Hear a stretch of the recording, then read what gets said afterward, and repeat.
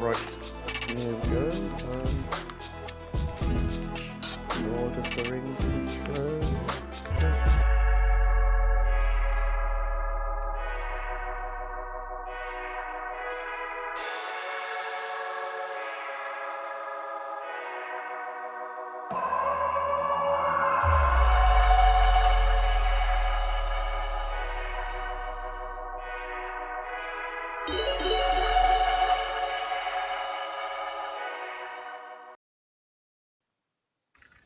Good evening, everyone, and welcome to tonight's Boys from the Baltic Star. What a treat it is to be here with you on another Friday night.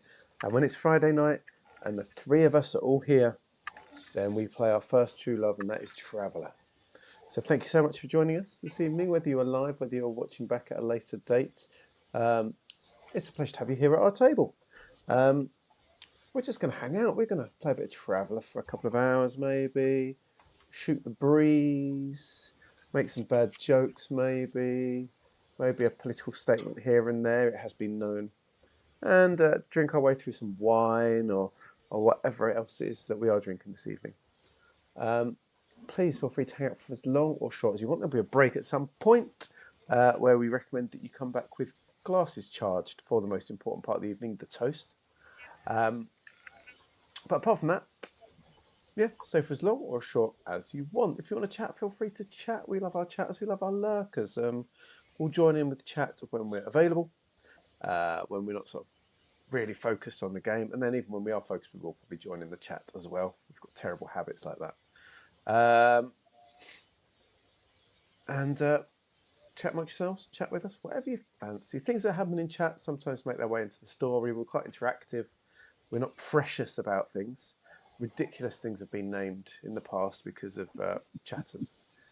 Stupid ideas have happened, and characters have been saved because of the generosity of chatters. In fact, speaking of which, our dear friends in chat, if you click on the red sun, you'll find ways to spend points, like Ben has just done. Anything that's a dark pink will play some sort of noise.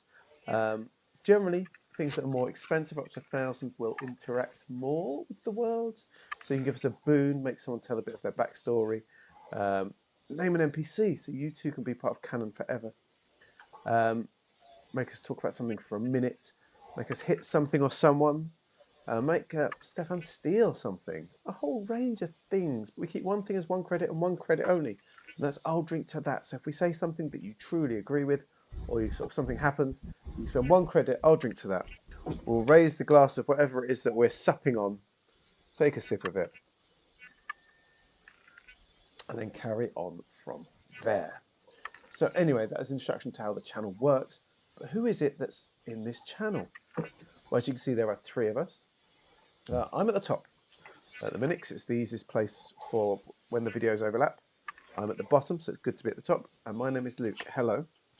I play 2 characters in this game. I play Kara. If you look to the far left, there she is. She is the artist. She's the carouser. She's the hacker. She is a bit of an administrator and trader as well. And I also play Soraya, who is second from the right. She spent far too many years riding around the universe on her own as a scout. She's gotten a bit funny in her head, but she's enjoying having the crewmates around her and nibbling on some cheesy balls from time to time when the mood takes and when stocks are high. I'm joined in this wonderful channel. In my life, the 3 of us drank together last night. But first man up is the man below me, an equally bearded individual. He is my brother from another mother. He is the housewife's favourite. He is the Floofmeister General. He is the wonderful Ewan. Good evening, Ewan. How are you? Hello, Luke. I'm feeling much better now that you've drawn my beard akin to yours. I feel a little bit ashamed, but it's getting there slowly. What I quite like is we've gone for the opposite greying, in that the bits of mine that aren't greying, yours are grey, and the bits of mine that are yours aren't. We could like if we pushed our faces together in some horrible beardy mess, we could be all grey. whereas mine's just basically not. grey. Yeah, exactly. You're the best of both worlds. Ewan, if you could make up one new philosophy on life right now, what would it be? A whole philosophy, A whole a whole philosophy, way of just thinking in about one life. sentence. Yeah, it's an easy question. I don't know why you. No, precisely. We're here for Traveller, and so I assume it would have to be more brunch, more revolution, as is our wont during Traveller games. It's true. I'll add that to the list. What have we got? Thanks. Forearms before firearms. More brunch, more revolution. We should turn them into rules. Just make a list of rules for, not necessarily for the Baltic style, but today. Faversham. Oh no, let's not get local crazy. political party. Maybe it should be for the Baltic style. Yeah. Ospringe specifically. Ospringe. I think we can take over Ospringe. Our little principality. Oh, don't excite me like that. The Kent Calais. Oh, the Kent. What was the third one? There was a third one added. Oh, where did we add to the Kent Calais and somewhere? We've forgotten already. Oh, they obviously weren't that important. Yeah. I'll have to think about it while you tell me about your characters. Yeah, of course. And I also play two characters in our Traveller campaign. I play the second from the left, furry Wolfman. That is Agnar Arnson. He is the eldest by a long way. So old. A mighty 43 years old. What? Recently. What? When did I overtake him? Have we been playing that slowly? It could have been any time. It could have been any time in the last few years. At the rate that we play. He is the daddy of the group. He likes to spring for brunch every now and then, and he quite enjoys using his medic skills. Although he doesn't enjoy the opportunity, and he also enjoys using military tactics. I also play Stefan Miller, who is the aforementioned sneaky person who will steal things quite frequently. Will certainly steal things whenever people redeem points. In fact, it's been a while, it must be said, although it doesn't feel like the right place where we are at the minute. You mean a planet that gives you indentured servitude for crime? Yeah, exactly. Somewhere he would have to stay for the rest of his life, probably, and rack up more debt whilst in servitude. At the table, he is the one sat next to Soraya. That isn't the one that is constantly changing. They are NPCs. So you'd say he's to the far right. I'd say he's definitely sat next to Soraya. We said we wouldn't get political. Stop it. Well, I just he's not, and we are not. We are not. Just for full disclosure. Someone who definitely isn't is Ben. He's gone missing. He's had enough already. Now we've got to kill time. It's like when the teacher has to pop out, because you know when you're at school and your teacher's starting off the class or something, and then another teacher sort of knocks on the window and motions them over, and they go over and they'll say, "I'll be back in a minute." And that's what just happened. And as a kid, you think it must be something important, but they've probably just gone off to have a quick cigarette or something together. And I'd say we pulled the mayhem together back perfectly just before the teacher arrived in the room. Exactly. I think you were probably the one stood by the doorway, going shh to people when Ben made his return, giving the warning. Exactly. You have that sort of warning vibe all over you. Not a warning about. It's a warning vibes all over me. Thanks. Watch out. He's got the warning vibes, ladies. Careful. Speaking of someone that doesn't have any negative vibes, he's back. He's wonderful. He is the smartest man in any room. He lives his entire life in the Twin Peaks dream sequence, and he's often found being paraded around Faversham in a sedan chair, hoisted upon the shoulders of 4 to 6 topless, heavily oiled Eastern European men. He is the Queen of Faversham. He is the magnificent Ben. Good evening, Ben. How are you? Good evening. I'm well, thank you. Yes, I'm very well. Just getting my my head in gear more than anything else at the moment. Well, it's true. Yeah, your your health's been wobbly, but we're glad to have you with us this evening, of course. And if you had to make up one new philosophy in life, and we're making a list now, and it's going to be part of our new Kent Calais nation, apparently. What would your new philosophy on life be, then? New philosophy on life. I think I would insist that all burgers were Whoppers. Oh. No. Is one of your favourite treats of the year? One of your two main food treats of the year? It is. Yep, Whoppers and Easter egg sandwiches. Oh. Not at the same time. No, not together. Not Would- never together. would- That would be a weird combination. You wouldn't It consider would be breaking some interesting. chocolate into a Whopper? No, I think the Easter egg sandwich is perfect as it is and doesn't need any other modification. No flame grilled patty on the Easter egg sandwich. No, I feel that would be gilding the lily, frankly. Oh yeah. That's a term for it, certainly. Definitely one way of putting it.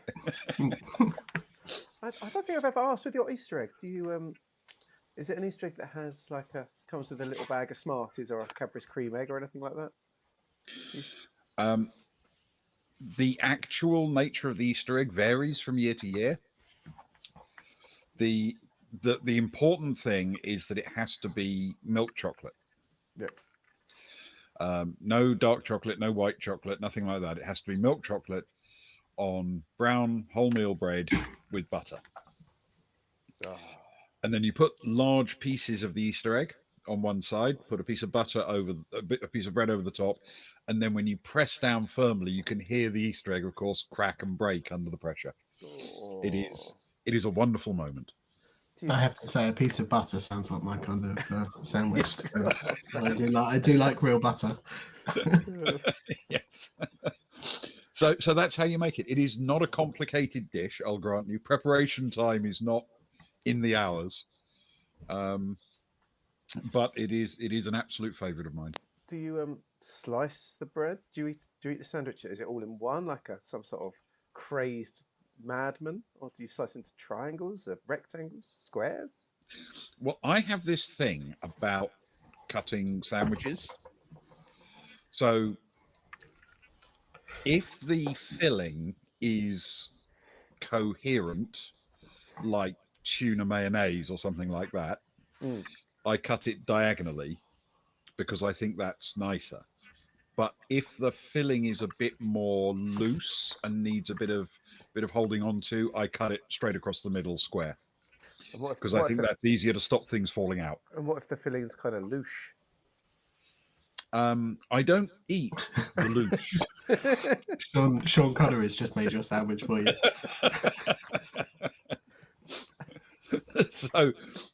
These are the rules, and so for an Easter egg sandwich, I cut straight across the middle. Yes. Because the chunks of chocolate can easily fall out as you pick it up, despite the fact that they do to an extent stick in the butter. Do they? Do you go for the whole egg in one sandwich? Do you split it between two? No. I mean, a typical sized, smallish Easter egg, you've probably got 2 to 3 sandwiches in there, I would think. Do you go for all of them in one go? No. I generally just have the one, and then because I'm not really allowed chocolate, I will eat the rest of that Easter egg over the course of the day. After meals and things, because Easter egg sandwich is breakfast, you understand. Oh, of course, that makes sense. And then the rest of it gets nibbled over the course of the day, because that's my day when I eat chocolate. It's a beautiful tale. It's one of my favourite things in life, to be honest. Your Easter egg sandwich too. And it is a tradition that I've had since I was very, very little, and I now look forward to it every year. for those that haven't watched before, Ben is 4'2".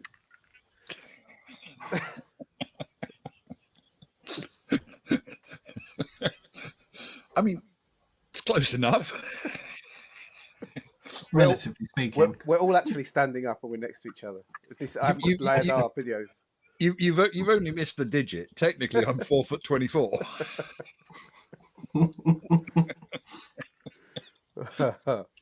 Oh, right. I suppose we better play a game. We probably should. Shall we? Yeah, why not? Let's do it. Okay, so let's do a quick catch up as to where we are. So our heroes are exploring some of the less organized areas of the water planet Darkmoon. If that sounds like it's less comfortable than the more structured environment in the city, I should mention that the city is run more like a penal colony than a holiday resort. Kara, Stefan, Kron, and Zoe are taking a cruise on a fast ship. Well, not quite as fast as it had been.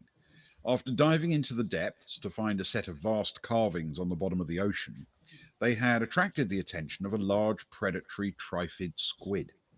The animal came close to eating Kron and attacked the others as well, before they were able to all make it back to the ship.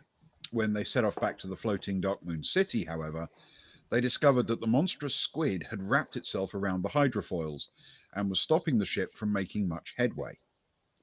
The party dropped one of the damaged bathies as a lure to encourage the squid to let go, which it did. But it appears the hydrofoils have been damaged by the squid's attentions. As they headed back to the city, they spotted the telltale echo of a large animal following them and keeping pace. Meanwhile, on the ice cap, Soraya, Agnar, Sil, and Johnny have made contact with a society living under the ice. The community is led by a Varga called Brack, who's an escaped worker from the city and who leads a band of rebels. Among his allies is Tali Helinsky, daughter to the governor in the city. He introduced the travellers to an old Zodani called Garaval, who related the sad history of the planet and the huge loss of life that was suffered during an old war, which also turned the planet from a snowball to an ocean. Brack suggested that cutting the huge tethers that anchor the city to the ice cap might make the colony unsustainable, while Garaval wants every outsider, including his allies, to leave the world eventually. After convincing the rebels that they are no friends to the governor and the regime, Brack smiles at them and said, "Welcome. For as long as you're here, you're us." And that is where we resume the story.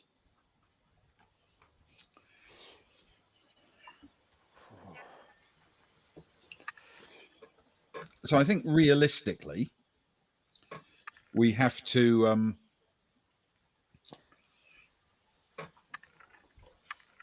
ignore the ship for now, because it's on its way back to the city, but it's going to be a pretty dull trip, if you know what I mean.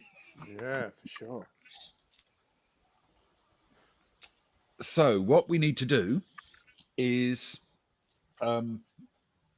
cover the activities under the ice cap. Oh, we do. Oh, so many activities. How does we haven't checked in on her since we've been there. We've taken her very much for granted. How does Sil seem to Soraya? She doesn't know her too well, but does she seem comfortable in this? Does she seem nerved with this? What's her sort of general... Do you just want to cast a glance at her, or do you want to talk to her? For now, just a glance, please. Like if she appears to be crying or physically... I want to do a philosophy check. Soraya doesn't know the difference between philosophy and potato. That's why I asked.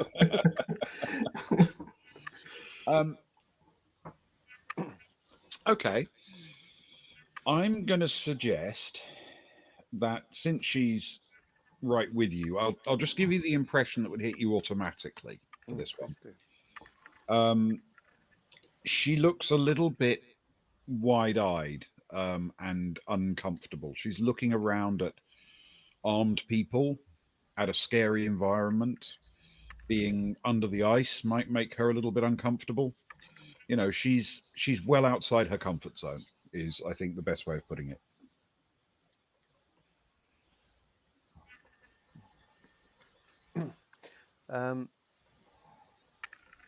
Mr. Garavel, Mr. Brack, Tally, thank you so much for welcoming us for this time as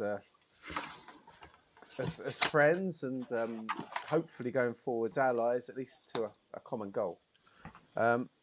Is there any chance we walked a long way from our ship to get here? Is there any chance that we could get maybe a bite to eat or something somewhere where we just sit and recover just for a few minutes before we talk in more depth properly about plans and the overall situation? Okay.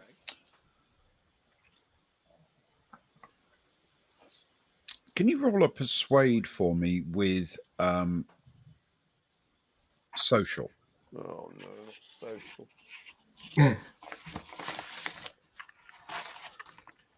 With persuade, yeah? Yes. So they're going to cancel each other out. Oh, it's going to be a big roll.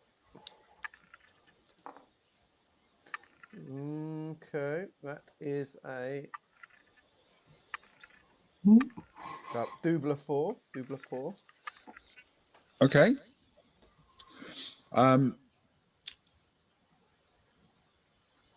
There are a couple of brisk nods, and Tally says, "Of course, come with me."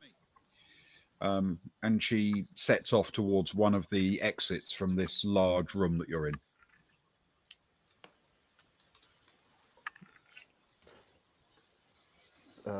As we sort of go to follow, Sarah sort of pulls alongside Syl and sort of quietly says that I can see you're not totally comfortable right now. I just thought that if we could just get a few minutes, just us guys, just to sit down and catch up with each other. Hope that might be helpful for you, maybe. Okay, thanks. Before Sarah sort of slots her arm into Syl's a little bit and drags her off behind Tally. Okay, you're led down a not a very long passageway. It seems to run straight off that main area, and at the other end there is another fairly substantial chamber, but not quite as grand, not quite as wide. And leading off it all around are small alcoves, effectively. They're larger than that implies, but they're like sort of apsidial chapels, if you know what I mean, rather than separate passageways. So there are rooms all around this common area. In the middle of the common area, there are tables and some equipment, computers, things that people can use in a common space. There is the makings of food and places to serve and eat it. And these rooms off seem to be basically sleeping quarters. And Tally takes you to one near the entrance passage that you came down, and pulls open the sort of heavy hanging plastic sheet that covers it, and shows you the inside. And she says, "I hope this will be sufficient." Inside the chamber, there are a few plastic benches, seats, and some beds as well. Oh, this looks great. This looks great, doesn't it, Agnar? This is a nice space. It's a lovely home away from home. Yeah, thanks. I'll Ben, leave you to it. You can find your way back whenever you're ready, unless there's anything you want from me. Ben, have we got our supplies with us? You have supplies. You're missing your weapons at the moment. Yeah, cool. Agdal did pause for a minute as we left the chamber to think about asking for it back, but thought perhaps a show of good faith and not being interested in weapons would go a long way. Okay, cool, perfect. I don't think so. Soraya? No, this is just a moment to catch our thoughts, really. This is perfect. Thank you. We'll come back and find you guys shortly. Okay. She once you're all inside, she leaves, letting go of the curtain, which it swings heavily back. It's fairly sturdy. It's flexible plastic, but it's made of a lot of layers to provide some measure of privacy, some measure of sound deadening, and of course some measure of insulation. The caves themselves, are they ice, rock? They are cut from ice, but there is no ice that you could touch. They are lined with a sort of spray-on plastic foam, which provides an insulating and structural layer. And then that foam has been smoothed and flattened as it solidified to make a relatively smooth surface. But you can still see the sort of ripples of it, like not particularly well done plastering. Oh, it's just like being on board the Baltic Star. These could be never taps on the wall. This could be our protection from outer space. Close your eyes and you can almost hear the hum of the engines. The music from the goth side. Oh, the cries of anguish from Stefan's room.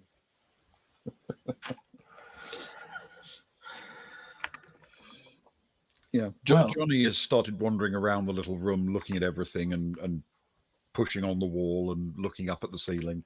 And he turns around and says, "This is amazing. This place is amazing." And then throws himself into a seat. He looks completely at home and relaxed. I was going to ask Johnny, what do you think of it all? What do you think of the group here? What sort of vibes are you picking up as a man? I was going to say a man of the world, but you're a man of many worlds. Vibes? Well, they seem nice enough. I mean, I think we should probably leave before they get us all killed. Because I don't know if you've noticed, but there aren't that many of them, and there's an awful lot of others.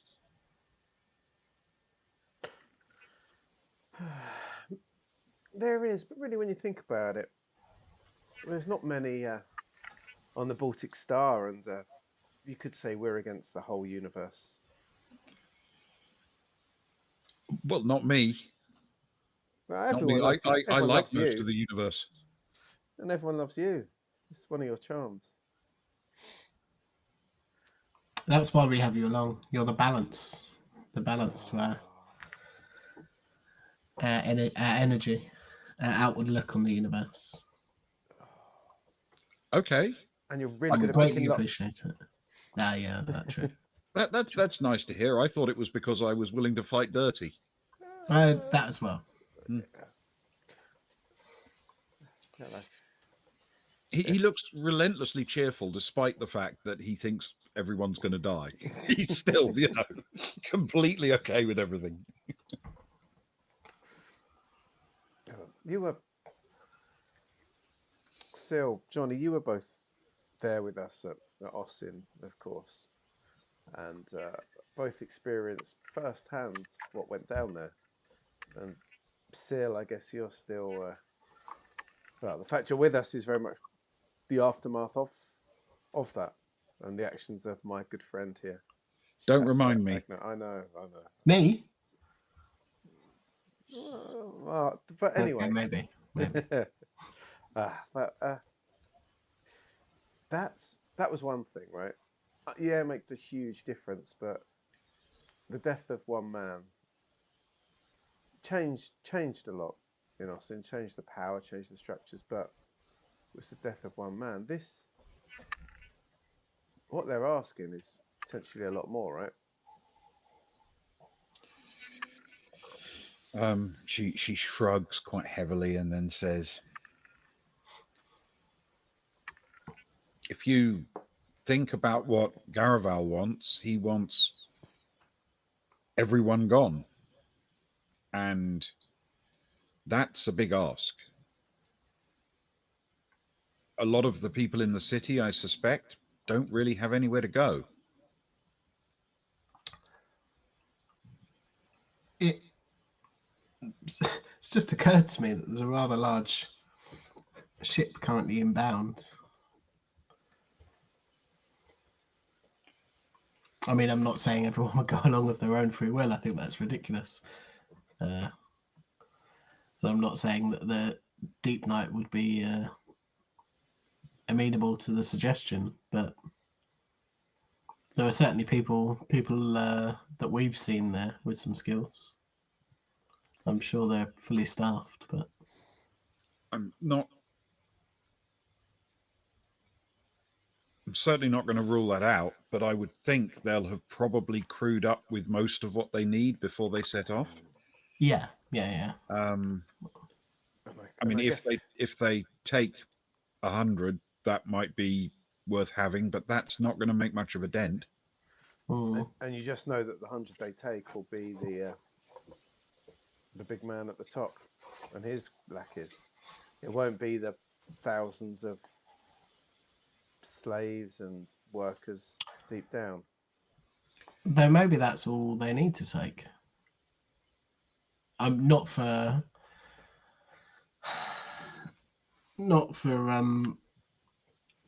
clearing everybody off, but maybe for implementing some change and putting in place a more agreeable leadership. So you think if we could topple the current regime a little bit, make it unstable enough that the leaders might look for an escape route, then a handful of them could go on the Revelation, while a more equitable society could form in the city. I'm not saying it would work or it will be agreeable by both sides, but I think we're just spitballing things here, aren't we? Right. I guess we've got ultimately this Garaval guy is not going to be happy until everyone's gone, right? But he also strikes me as a man who plays the long game, has had to through choice, generation after generation. Yes. But if you could destabilize it enough for those right at the top to go on the Deep Night, could you bring in someone like Tally, supported by Brack, go in as governor for a short time with the aim to move people off the planet over the following months or maybe even years? I mean, we could ask her. We don't really know enough about how she fell in with this crowd in the first place. I mean, true. So she might not be amenable to going back to the city. She might be just running from responsibility, or we don't know. Of course, we could always do nothing. We could leave, go back to the Baltic Star, head on our merry way, and leave things none the better and none the worse than they currently are. Doing no harm is not a bad position to take. It's a very diplomatic position to take. Not only that, it does protect the mission that we're actually here for, guaranteeing that the Revelation will get the welcome that they're looking for. And perhaps we could offer some help or some advice, or I feel it would irk me, and I can tell by that twitch in Sarai's eye that they're not wholly behind that idea. But I think it should be mentioned. It's an option. the problem we would have, I suppose, is we don't have any mechanism for rescuing the people en masse or feeding them, for that matter. We have no place for them to go. I don't know if the ice cap would be a haven for them in those kinds of numbers. Mm. There are too many things we don't know. What is, I'm sure, as we've been shooting around here, there, and everywhere, I'm sure that those of you on the Baltic Star have at least looked at populations and such like.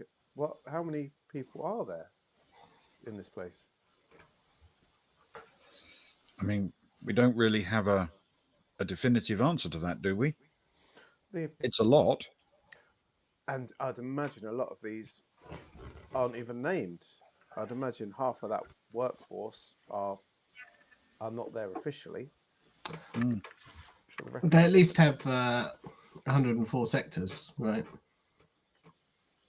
I suppose they could start at 100 and they've got at least 4. But even so, how many levels did we hear about?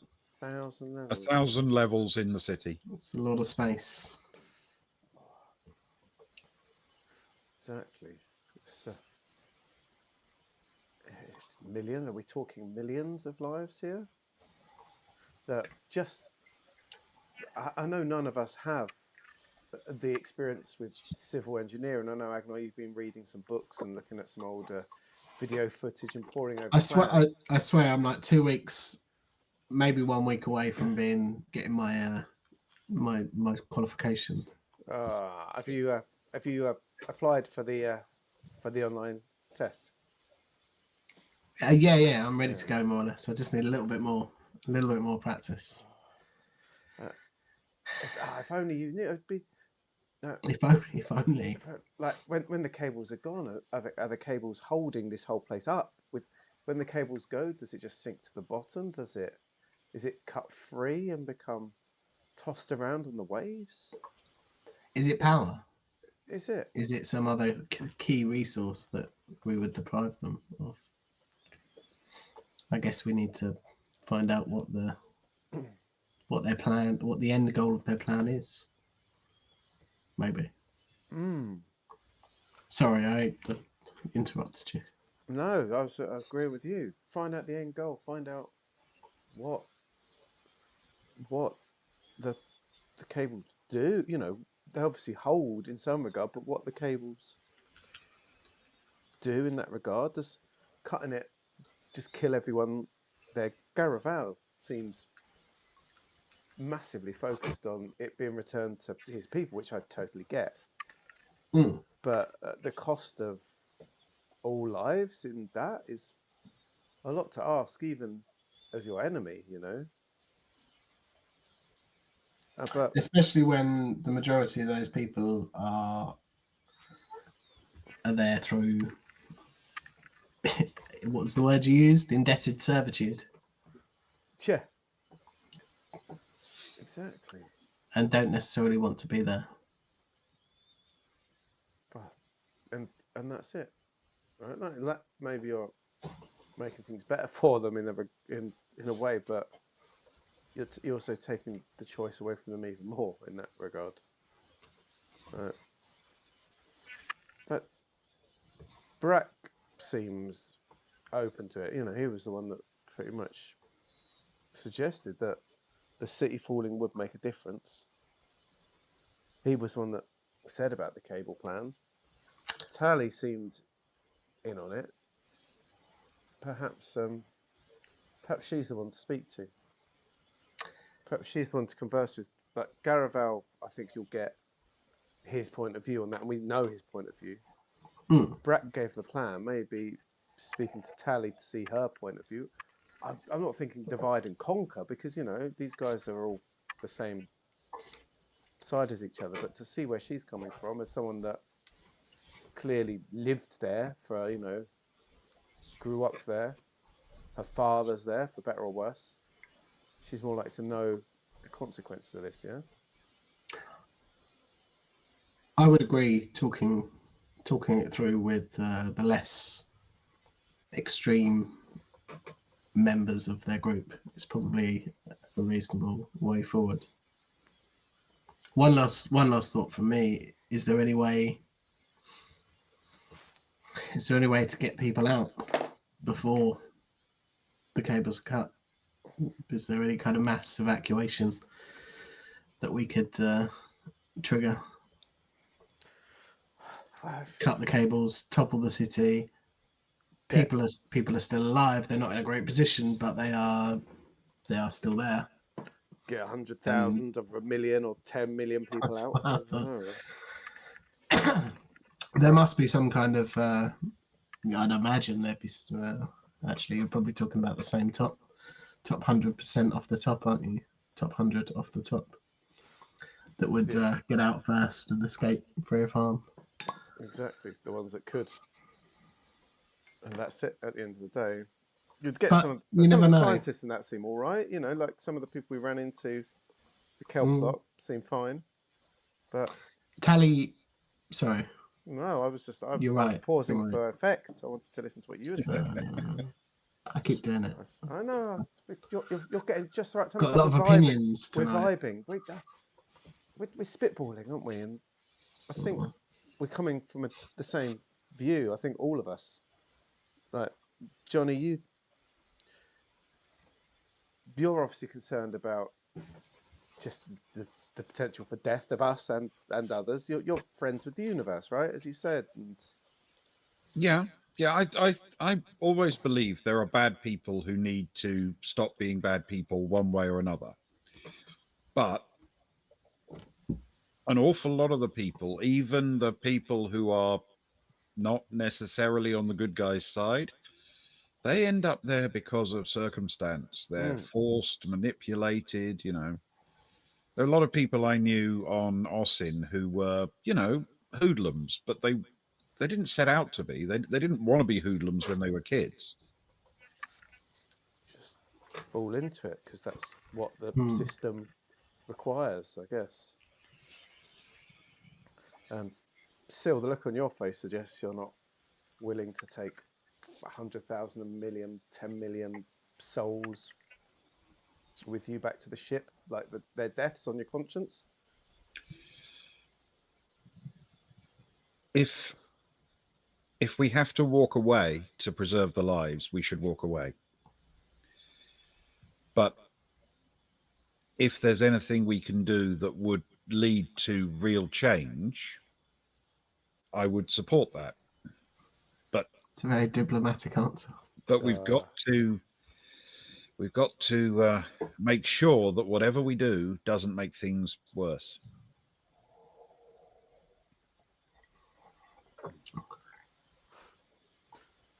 I'm sorry. That felt like an awkward time to apologise, but it felt as though you were speaking from experience. And we are sorry for the impact that we've had upon your life. Well, I don't think we've said it before. Thank you. I appreciate that. And it was an alarming time. It was scary. And since then, we've been hunted by pirates, and we're now stuck underneath tens of meters of very heavy, wet ice that could crush us at any second on a dictator-run planet where our only allies seem to be people who don't trust us very much. So clearly my situation has improved markedly. I mean, you say that, but on the plus side, you do have a crew of people that would do anything to stop that from any of those instances occurring to you. I do appreciate that. That is a good thing. But on Osin, I used to have a team of people who would stand by me, and until they didn't. Mm. Mm. I know it's hard to take word, and you've only been with us for a short time, but the comradeship is important on the Baltic Star. It's we're a crew, we're a family, um, and while you choose to stay with us, you're incredibly important to us. And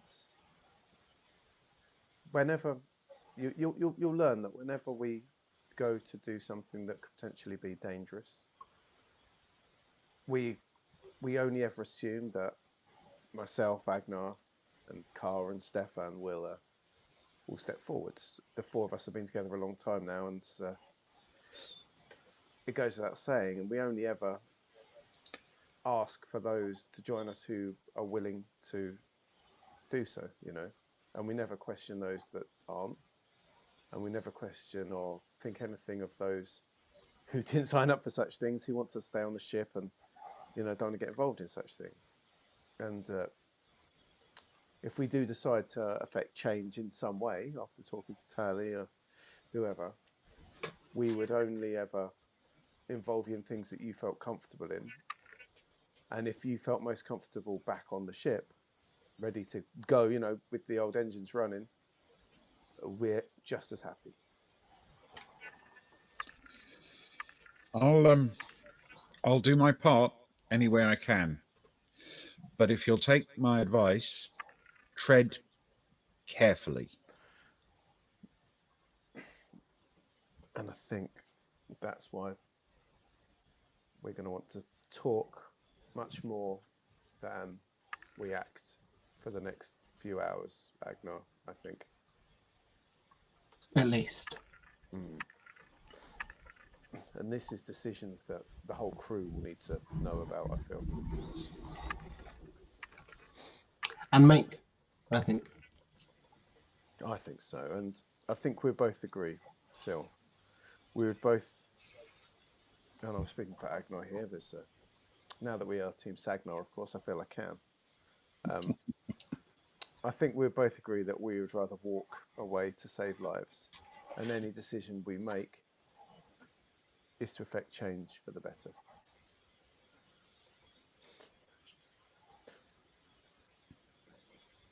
Okay. Then I'm with you.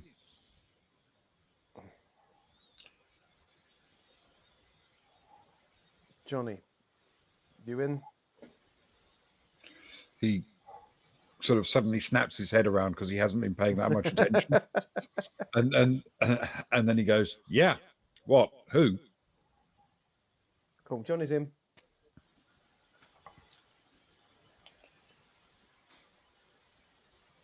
Should we talk? Should we see if we can talk to Tally, Agnar? We've got, you're a good talker. Sil, as we know, is it was her job, wasn't it? Reading people, knowing people, saying with people, and I think Sil, if we can get her in here, please, butting with any important questions, please read the room, read what's said, and take in everything you can for us to help make such important decisions. All right. I'll do what I can. Johnny, you're a sneaky type, aren't you? I don't know where this is going. It's a good thing. It's a good. Don't necessarily say anything, but if you feel as though they're being dishonest to us, try and keep an eye out and let us know after the confrontation. Maybe is that something you can? Sure. Thanks. Though I should point out, as far as I'm concerned, I always think everyone's being dishonest, but I don't blame them for it. Yeah, sure. Maybe try and ignore that rule for the purposes of this conversation and go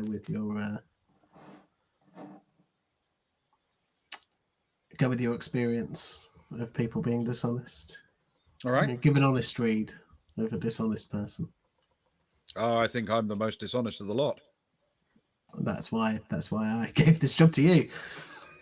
Wait, if that's an honest statement, then he clearly does. Then he's clearly Look, we not haven't always got time for dishonest. paradoxes. But if he, I'm so lost in it now. Is he dishonest? Like, is he? Is that a Ask lie? him. I don't know. No, you need to find someone else standing next to him and ask him what Johnny would say. Yeah. Oh, And that's the new philosophy for tonight.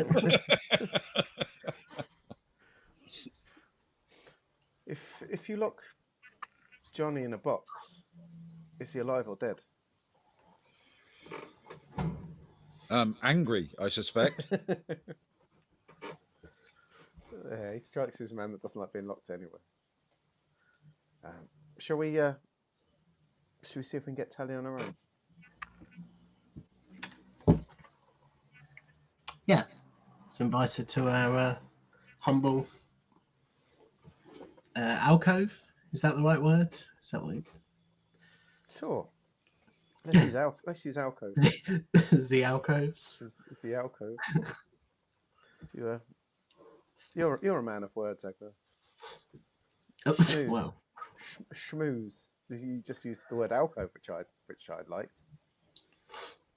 I was just gonna call it a nook. nooks and crannies is another Nooks and good one. crannies. Yeah, I like it. Okay, sure. And I will draw back the veil, as it were, of the several plastic veils. Look behind to see if anyone else is coming, if Sarai's coming, or if he's by himself. We'll pause for an awkward moment, and then carry on. Pulling the veil, is this physical? Is it like a metaphorical? I know it's the physical plastic sheeting Okay. that covers the nook. the nook veil. Okay, yeah. Yeah. Yeah. No, Savara's chosen what looks like one of the better positioned benches and plonked herself down, chewing on the power bench. Of a power bench, yeah. The one that's a couple of inches above all the other benches. Yeah, she picked it wisely because she's a couple of inches shorter. So. And Agnar will go and see if he can find Tally, I guess. Okay. So you retrace your steps back towards the main chamber, and when you get there, Garaval appears to have gone. He's not visible anywhere. You can actually hear Brack's voice. He's back in his sort of tent area, and you can hear him talking to other people and them talking back. But Tally is sitting not far from the tunnel you're emerging from, and as soon as you stick your head out, she leaps to her feet and says, "You need anything?" We were just wondering if we could have a quick word with you, and he'll sort of open his stance and gesture towards the. Of course.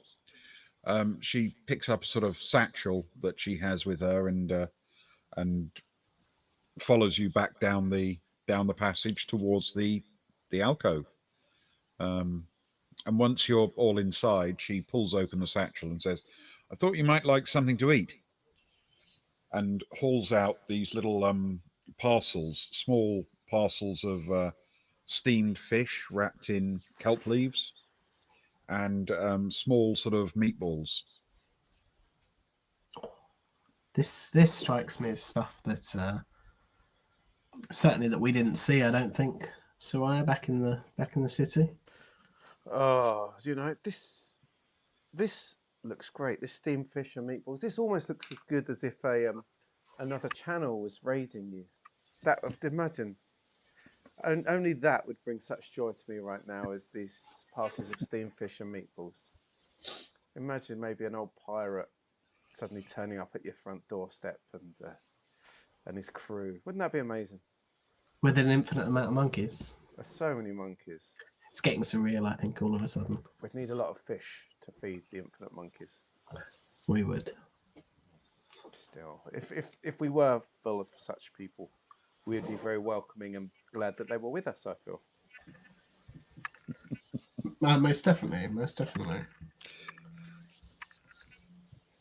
But I'm glad they're not, because I can eat all this parcel of fish and meatballs to myself. It's not what you call a huge feast, but there's enough for everyone to have a few bites. Oh, this is good, Tallinn. A nice change from what is on offer in the city. Mm. It's well, let's say it's local, it's fresh, and yes, we actually feed our people rather than keep everything to sell for commercial gain. I guess that's it, because in the city, because of their trade, most of that kelp is going off world. They're just leaving them with the bare minimum, right, to exist. Pretty much, they feed their workers enough to live on, but it isn't what you'd call nice. We experienced a bit firsthand, didn't we, Agnar? Only water to drink we're allowed as well, I believe. Mm. Indeed. Until we got back to our ship. Was that the rule? Yeah, we got the old bass bar open, the booze flowing. Oh, good times. Well, we make alcohol here as well. I wouldn't necessarily recommend it, but we do make it. Oh, can't be worse than that Rockfell Agnar we had. Do you remember? Back on Dilabru. Oh, I quite liked it. It was minerally. Yeah, but you know, That's the best word. It did affect drinkers. You were hairless. Well, until you start drinking it. It's grown back well, though. Yes, grown back well. Charlie, thank you for joining us. We small talk when we have a bigger discussion to bring up, but we don't know where to start. Okay.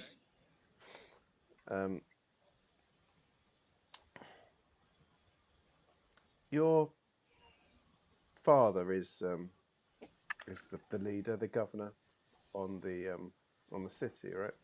Mm-hmm. How old were you when you left the city? How long ago was it?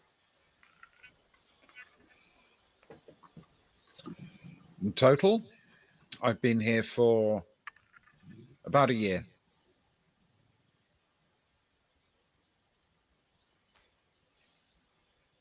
Do you think your father cares? Is he looking for you? Are you like fully estranged from him? I don't want to pry too much into your family. Just like when the daughter of the governor gets up and leaves, is that not that's a statement, right? I don't know that he cares that much.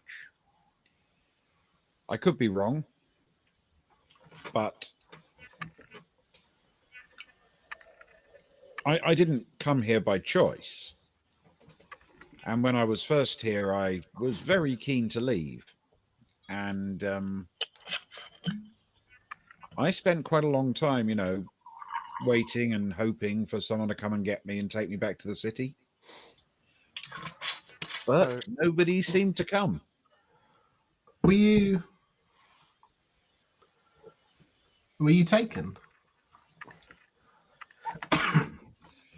as part of this? I was part of Brack's escape plan.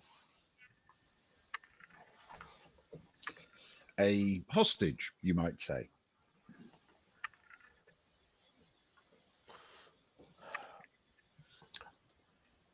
Brack must have been relatively high up to get access to the governor's daughter. Am I wrong in assuming that?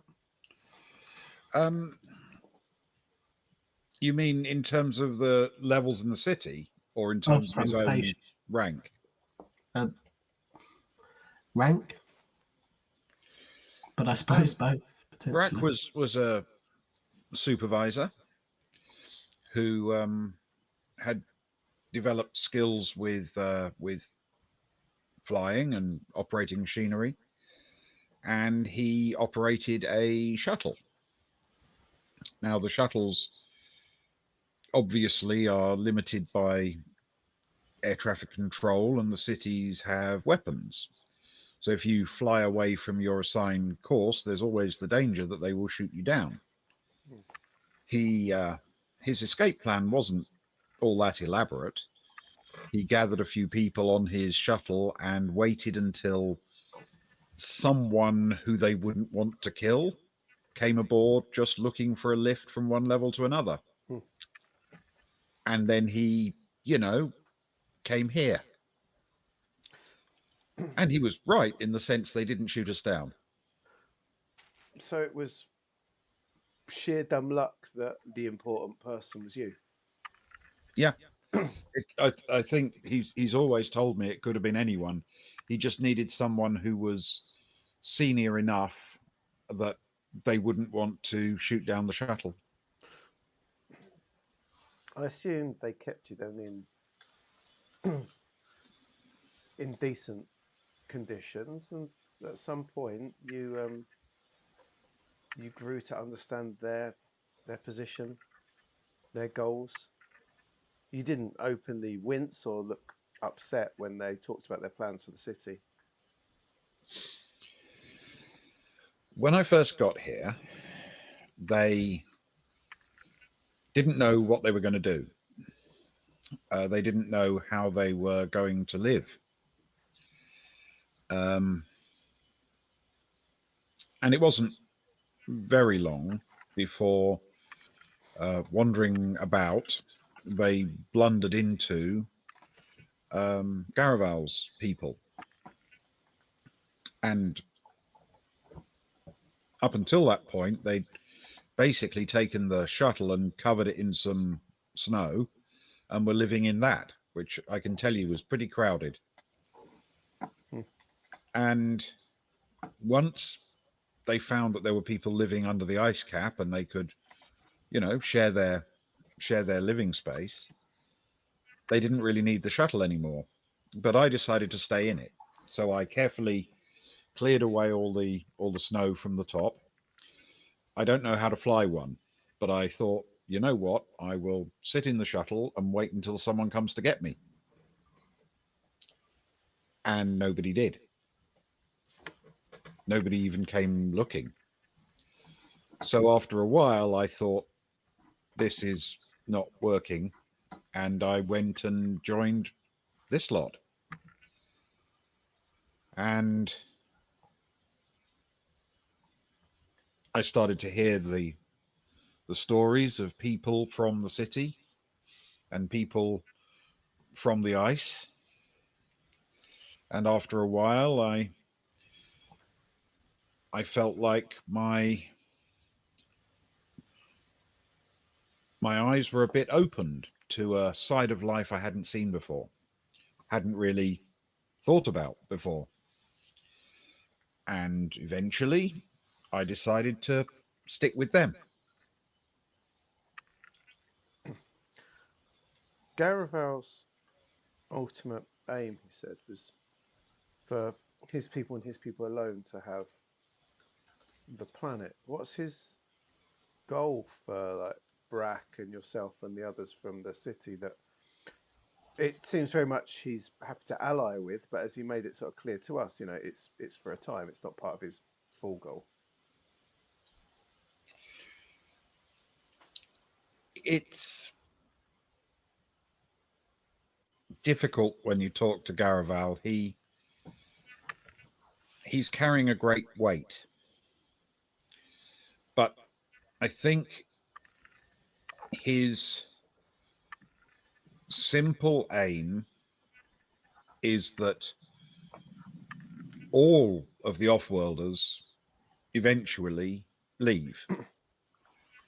He's never shown us anything but hospitality, you understand, but he does tell us whenever we ask that there is no, in his mind, long-term future for us here. He doesn't want us to put down roots, to raise families, to start a civilization here. He's happy for us to share what they have and to be part of this community only as long as the plan is eventually to leave.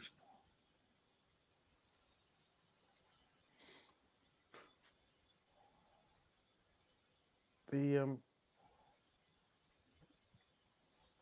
in your experience of living in the city, this the plan, the cables, what would it do to the city? Well, if you cut the cables, the city would float away. The ocean currents and the storms are quite significant. And for a little while, probably everything would still function. Though I don't know what the movement of the city in the water might do for its ability to dock ships and easily land shuttles. I don't know if that would be a problem.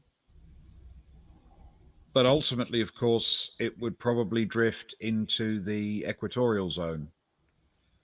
And the storms there are worse and could quite possibly be a problem. Is there a plan in place in the city for if such a thing should happen? She sort of smirks a bit and says, as I understand it, the plan revolves around the fact that there are, in fact, 3 cables.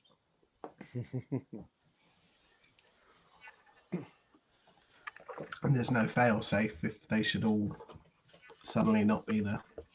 I don't think anyone has ever believed that all 3 would fail.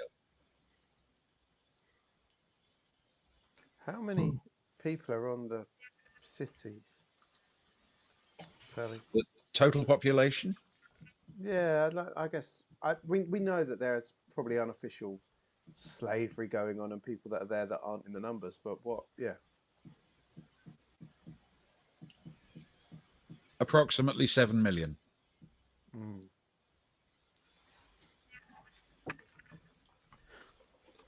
Now,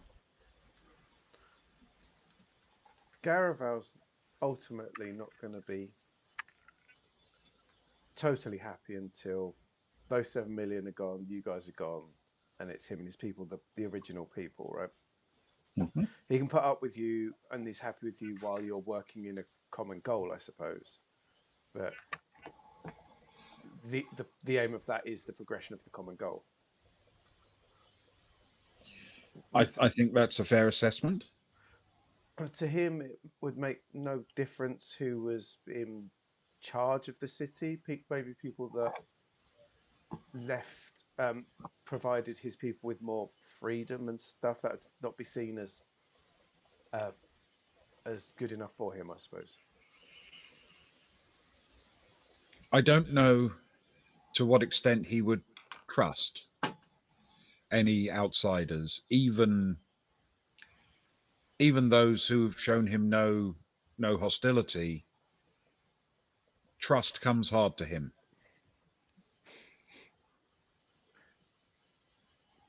Does he have an opinion on how the city's run at the minute, or is it of no concern to him, just that they're Imperials? I don't know if he would react differently if the city were Zodan, for example. But at least as far as the city is currently run, he is eager to see it gone, even if that means sunk.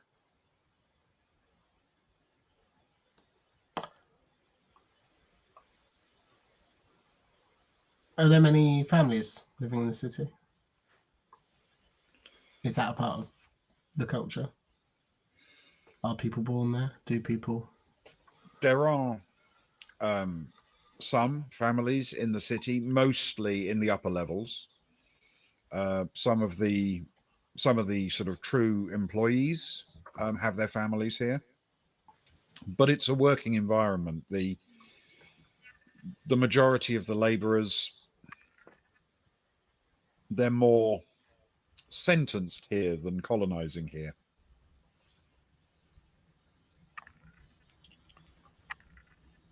Okay. It happens though. There are families.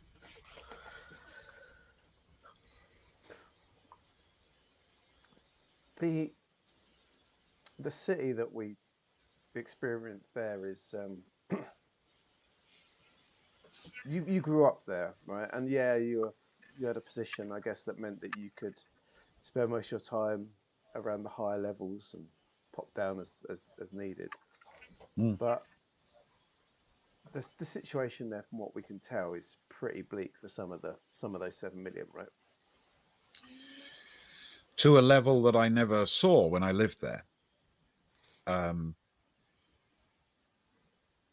I barely remember ever setting foot below the surface of the ocean.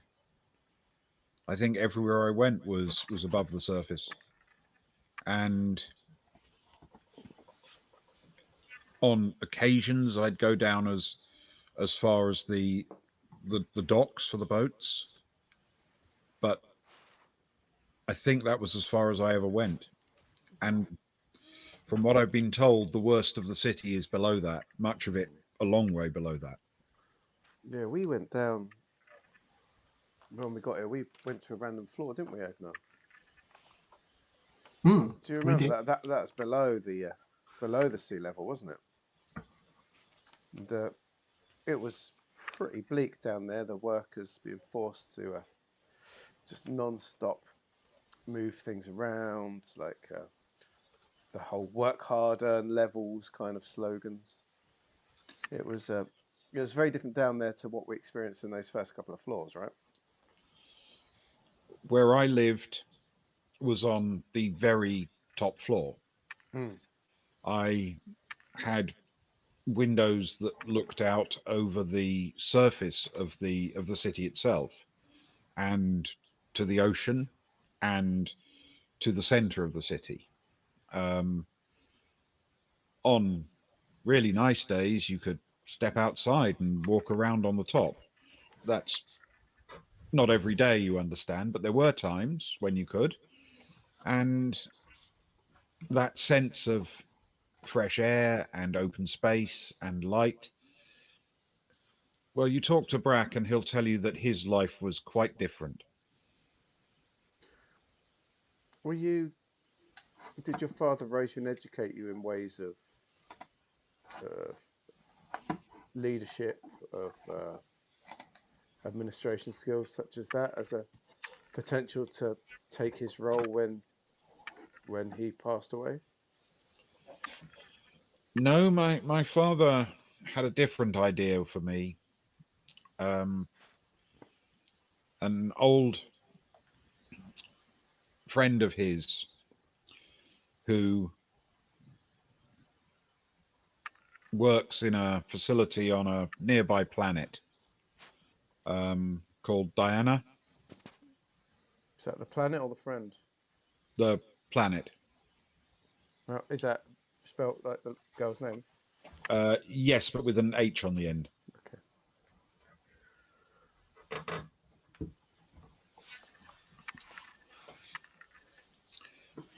His son was being lined up as a potential new governor for the city here.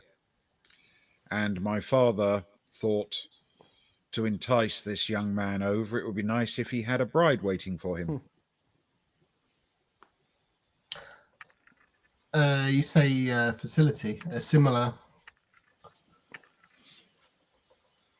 regime to that's currently in the city, I assume, if they're to. No, I think I haven't seen it myself, but I think it's an Imperial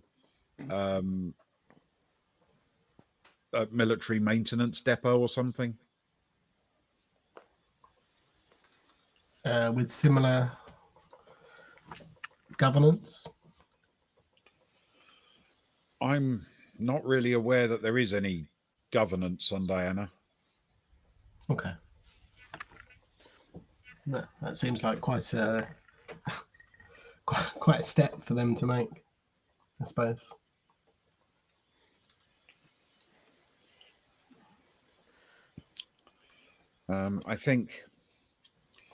I think my father wanted very much to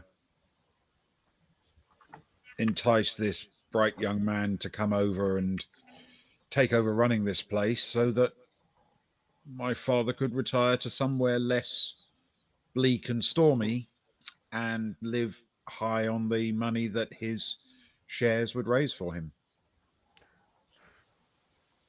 Was from what you can tell from the history of this, I'm sure you learnt some as a child. Was the city always like this? Is your father? Is his rule pretty much par for the course?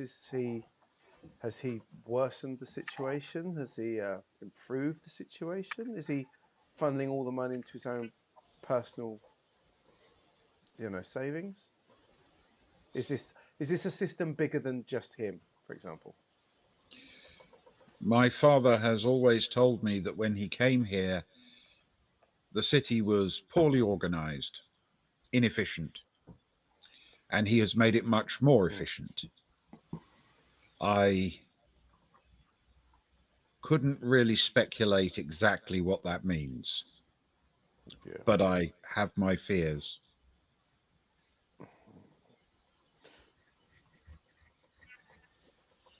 Most of the kelp and such things leaves, right? So it's seen as it's seen very much as a planet for resources. Yes, and there's not a lot of money in it, but there's enough um, for a few wealthy individuals at the top to collect a decent wage. And for the governor, someone like your father, a good wage, shares, and the promise of a retirement.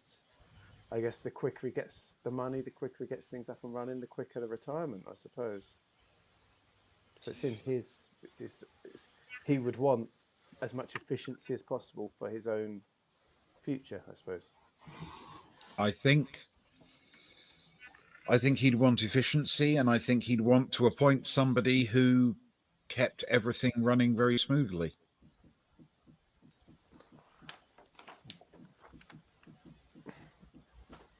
On a day-to-day basis, from what you know, and you're limited, does the Imperium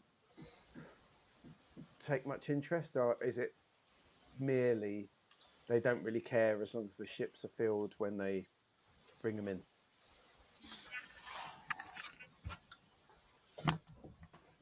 I haven't noticed them pay too much attention. I think my understanding is that the Imperium is so vast and so varied that anything that doesn't seem to be causing any trouble is pretty much ignored. That is something we have heard before, I believe. Isn't that right, Johnny? Still. Yeah. Uh,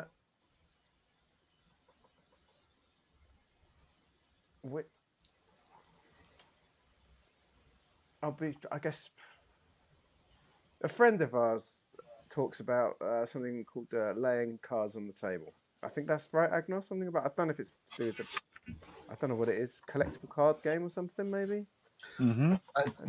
I always thought it was birthday cards. Birthday cards. Ah, yeah, laying card. Yeah, laying card. Yeah, that's nice. Like for your birthday, yeah, to show how much, how popular you are. Maybe, I don't know, but it's a saying, isn't it? Laying the cards, laying the birthday cards on. Yeah, something like that. And she'd always do it before launching off into a big, I don't know, a big suggestion, a big plan or something? There's always a reveal, I feel, Oh, at a the big end. reveal. There's normally an aha or one more thing, although that's more your style, Agno. Yeah, slightly different mixing of styles, for sure. So, you know, we all play to our strengths, and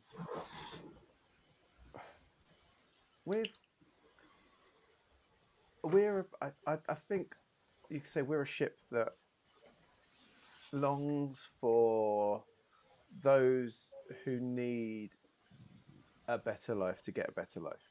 Would you agree with that, Agno? I would. Yeah. And we're but outsiders that have stumbled in, that have been fortunate enough to be given an audience with your father, but also are fortunate enough to have been welcomed by your friends and allies here. You know, and again, we are outsiders who could just finish our refueling, wait for our friends to get back from wherever the hell they've gone in that boat of theirs, and get on our ship and head off. Tell the massive ship that's following us that either this is a great place to come and refuel or a terrible place, and be on our way to, I don't know where we were going, Agnar. Hopefully somewhere with surfing, maybe. A beach would be nice. Yeah, at least surf and turf would be ideal. A forest. Do you remember forests? Finishes off his mouth full of fish. This planet can do calamari, to be fair. Oh, we have heard this squid, but we've never seen one ourselves.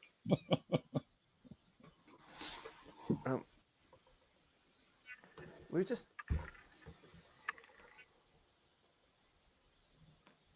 being asked to cut cables and potentially kill 7 million. How does it sit with you, Tally?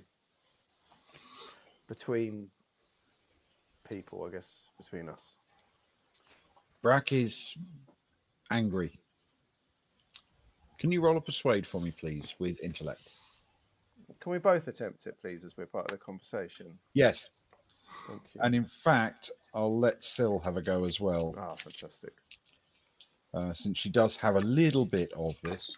What are we rolling, sorry? Persuade plus intellect. Oh, I like that's better. No. Is Agnar persuading?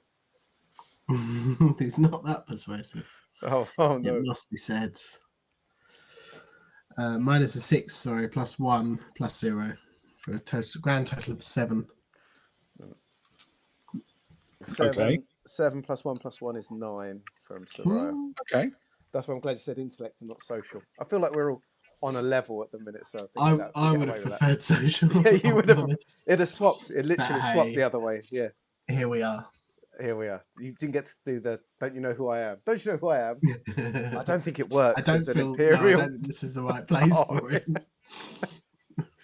She thinks for a second, and then nods to herself and says, "Yes, Brack is angry and vengeful.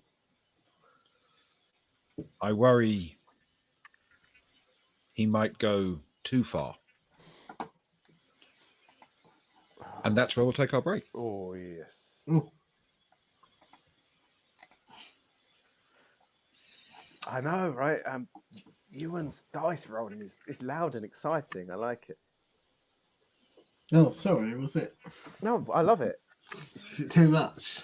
I'll tone it down. I'll get it sounds like activity. Like there's actual things happening. Are you sure I don't need to buy quieter dice?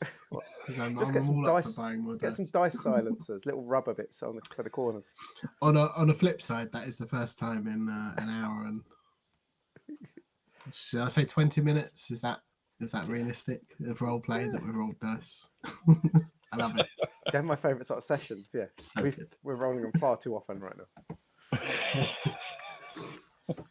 I want at least another hour of conversation and no dice rolls. That Yeah. Oh, right, let's go and take a break. 5 minutes. Those of you, Indeed. dear viewers, please hang around. charge a glass. We're going to have a toast to a fallen crewmate. When Roll we some return. dice on our behalf.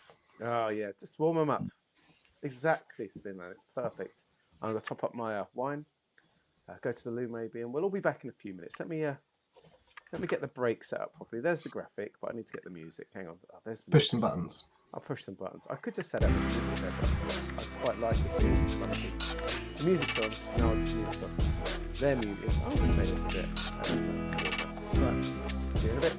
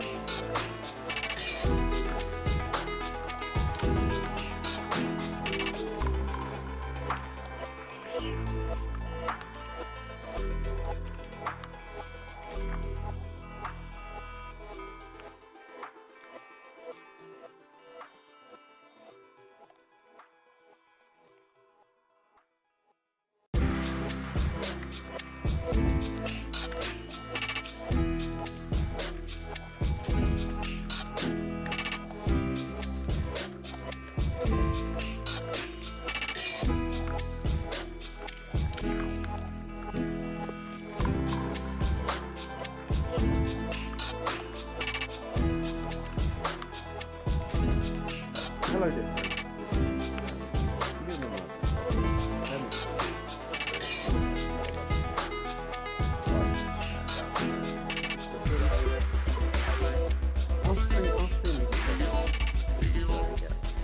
This music off. So our streaming isn't totally for everyone. It can be slow at times. There's not much combat. Definitely, there's not much rolling. But we like to think that in amongst our comedy, there's important discussions to be had. I'm just talking to the people, Ewan, as it stands. By the way, you've heard. I'll put you on for now with your crunkly Chris. So yes, there's. We like to, in amongst our stupidness, we like to delve into deep stuff, and we like to think about it a long way. So we are moving slowly today because we're asking questions that could potentially affect the direction of half a dozen episodes, right? A whole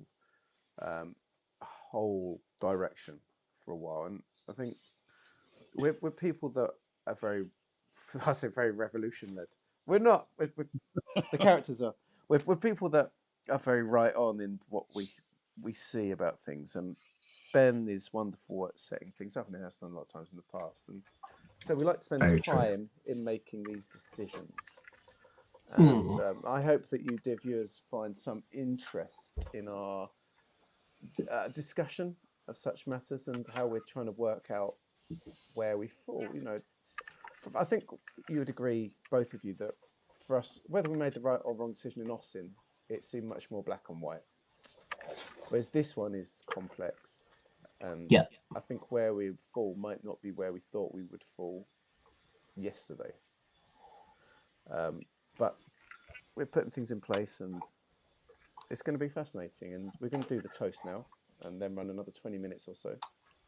And I'd also like to think that we're growing, and we're growing from our experiences and our actions on us, and we learnt from that, and we're taking them forwards.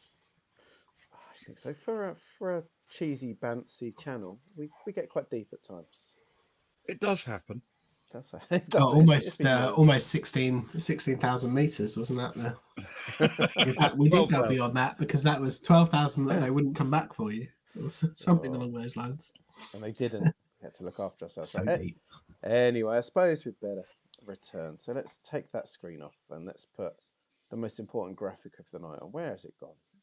Ah, there it is. And we'll hand you over to our tamed referee, Ben. Well, thank you. It's time to recount another of the stories I was once told by our former ship's steward. I can't verify the accuracy of these stories. After all, he once told me he invented wasps. Once, I've gone off them all of a sudden. Of a tale from that strange low-tech world. He'd been commissioned by a merchant to enter a trackless swamp in search of a route through, which could save the merchant a great deal of travel distance. According to our friend, the swamp was unusual in many ways, filled with strange creatures and even stranger people. But one thing above all others was utterly astonishing. For some reason, the swamp was made of a series of clearings that were placed on a perfect square grid, linked by paths that only ran in the 4 cardinal directions. Weird.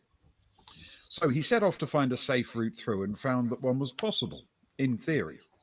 On his second attempt, he finally managed to defeat the most dangerous threat, a person who grandly declared himself the master of spiders, and who actually did have command of an army of spiders. With that enemy defeated, the path was clear, and our steward returned triumphant. In fact, of all of his stories, I think this might be the first one I ever remember him actually doing what he set out to do.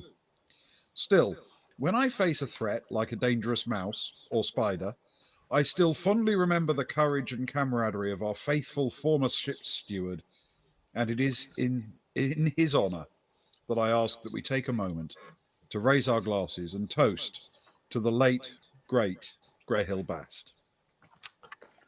To the late great Greyhill Bast. Bast.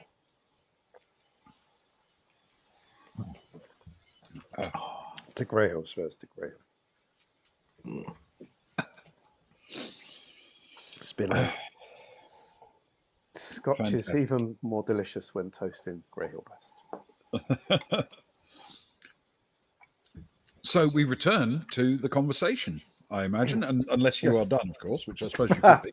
That chance. Oh, just sweet Agnar summer child. rears back his, Oh, his hang on, mighty left, This has his changed. mighty predominant left arm, and God. he's going to punch Johnny softly in the arm. Johnny, back in the room.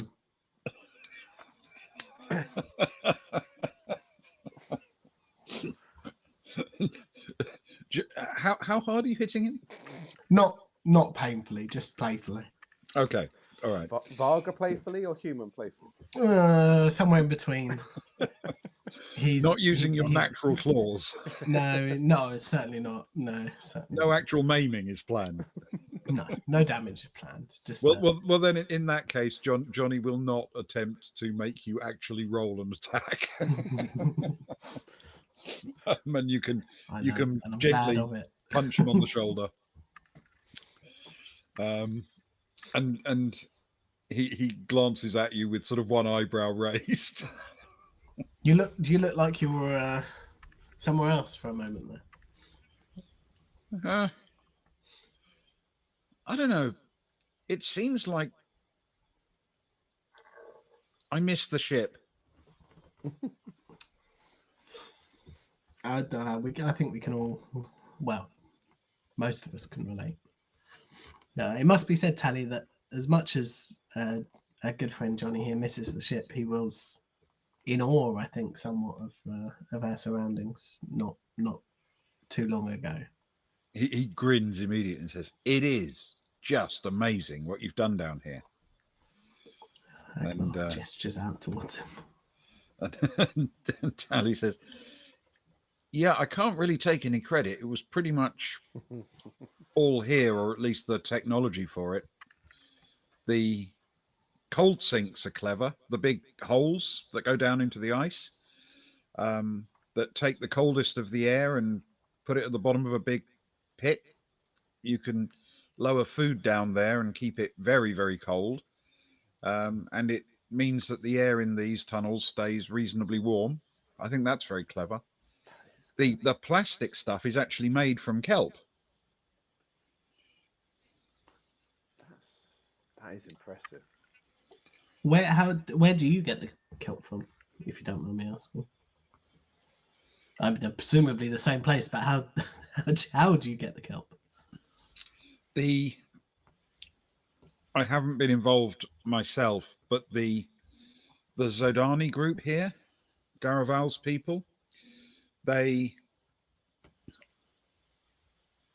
have boats that they use from the other side of the continent, of the ice cap, away from the city. I understand it's pretty dangerous. Those boats are not all that big.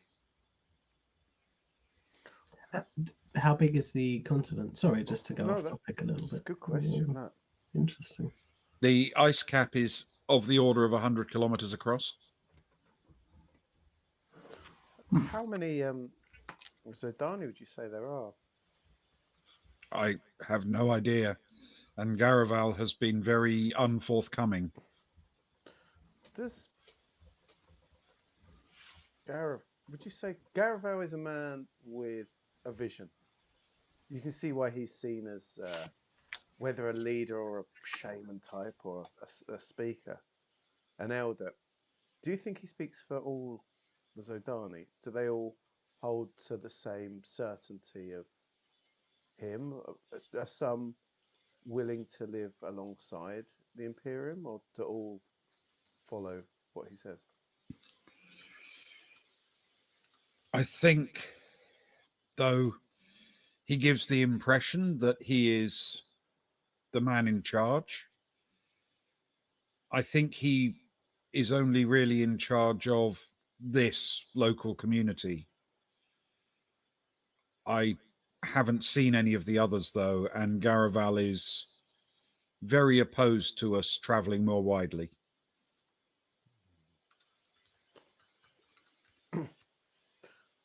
It would. It feels that it would be a horrific thing to enact the deaths of millions on the visions of one man who may not hold the beliefs of all of those of his community. Has that ever gone into your mind or Brack's mind, perhaps?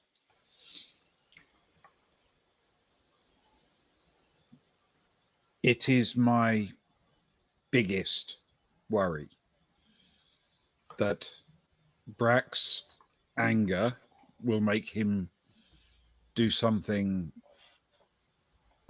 terrible. If it succeeds, it may cause untold suffering. And if it fails but reveals his plan, then it could lead to something almost as bad. The security forces in the city coming to wipe out everyone on the ice cap. What kind of a feel do you get from him?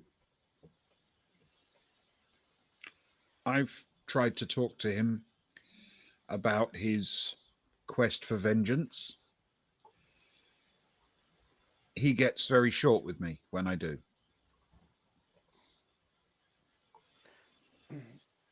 Is his vengeance against, do you think, from what you can tell from your limited discussions, do you think his vengeance is against the city, the regime, or your father?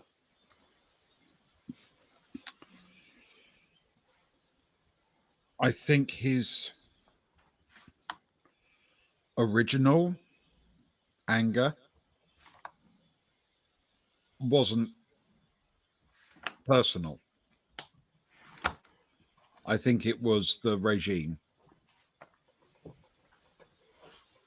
But the longer he spends here,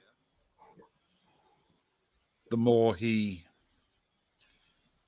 sees the city as something evil and monstrous.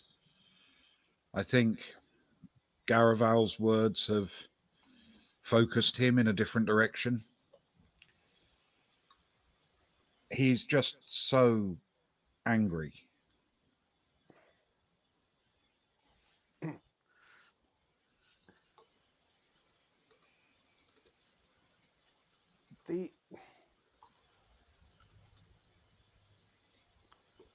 There is something that Agnar and I have been discussing, thinking about, and of course we understand we're outsiders, we're just randoms that happen to by chance come here through making a strange choice over our flight plan, one that I think even the greatest minds behind the universe would not have thought of us doing. So we understand our position as not fully understanding, but we're wondering if there is another way that can change things for those in the city as well as those outside the city, for the better. She sort of looks at Syl as she sort of says, "For for the better." And Tally nods and says, I see too much of my father in Brack, too focused on outcomes and not enough on consequences. Singular outcomes, would you say? In his case, yes. But he is also the man who has the support of not just the people who came with us, but others who've fled since. He inspires them, and he's kept them safe and kept them together. So he's very much a man to get on board with a plan, because without him, any plan would be doomed to failure, I suppose. If you need the help of any of Brack's people, you need Brack.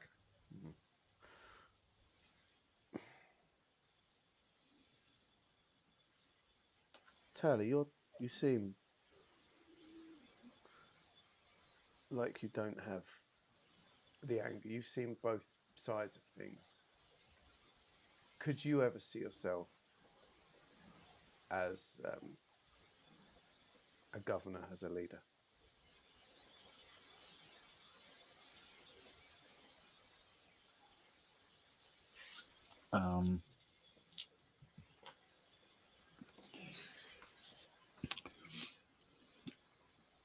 She says, I don't know that I'd be good at it, but I've seen some bad leaders before. I'd like to think I could do better than them. Maybe you could be a slightly less efficient leader. She sort of smirks at Agnar a bit. Certainly, efficiency is not something I came to admire when it was in my father.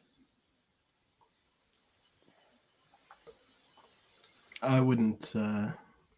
It feels like a moment for learning. I wouldn't necessarily say that efficiency goes hand in hand with the leadership style of your father, but I would say that moderation would probably be best advised. It's all a nice thing to think about, but the fact is the security forces in the city are simply too great to overwhelm. How big is the security force? Can you roll a persuade for me? Oh yeah, I guess we are discussing about her fingers, yeah. With intellect, please. With intellect? Oh, that is good. Thank you. Just me or both? Just you, since you asked the question. I tried.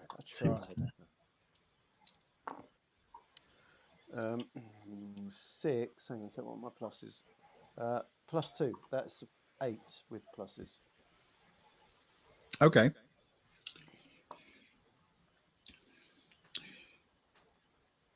She says,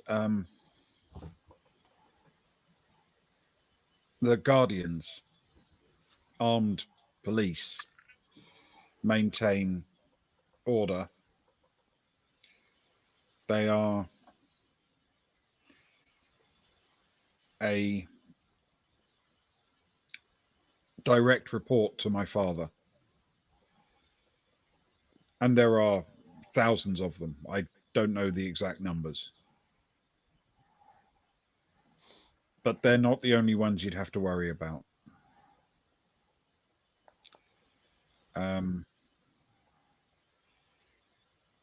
There is an organization called the Safety Office. personnel who are supposed to report on workplace violations and things that might be a danger to life and limb in the working environment. Well, Jalek Jin, the person who runs that, Oh, spelling? Jalek Yep. Jyn. Thank you. Ah, that Jin. It's that Jin.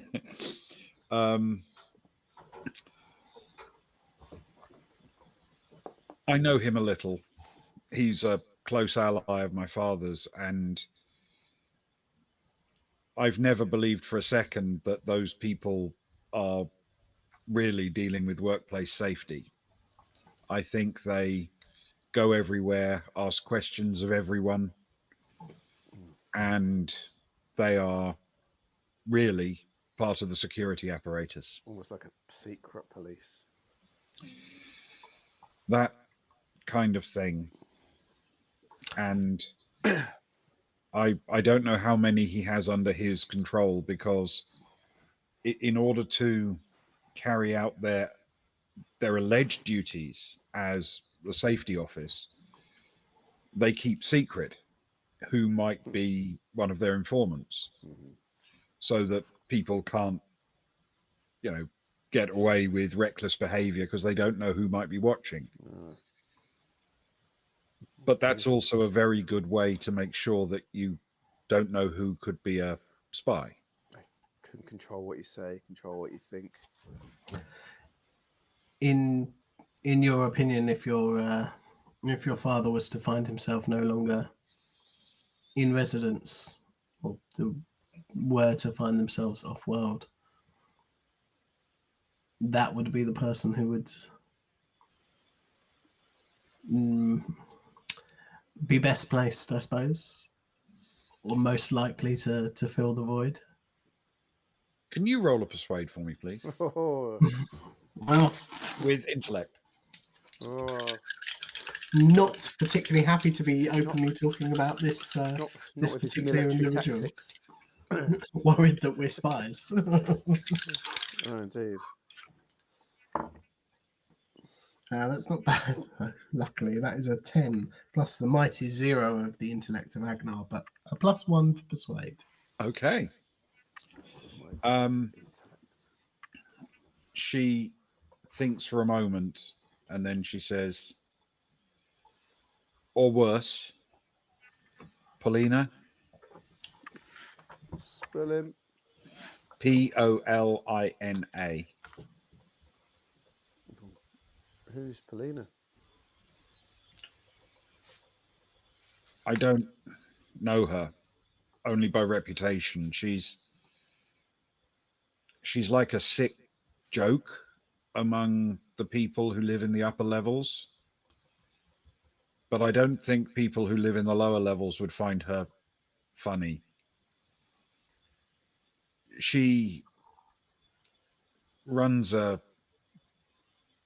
don't know if you'd call it a gang or an organized outfit in the city. They call themselves the Wanderers.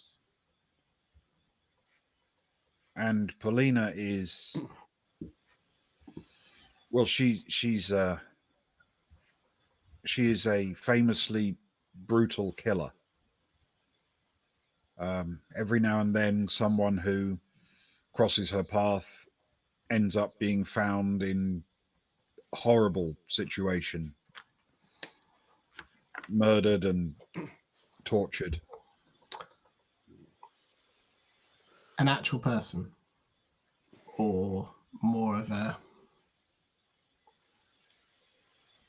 bedtime story to scare children and adults? As far as I know, she's a real person.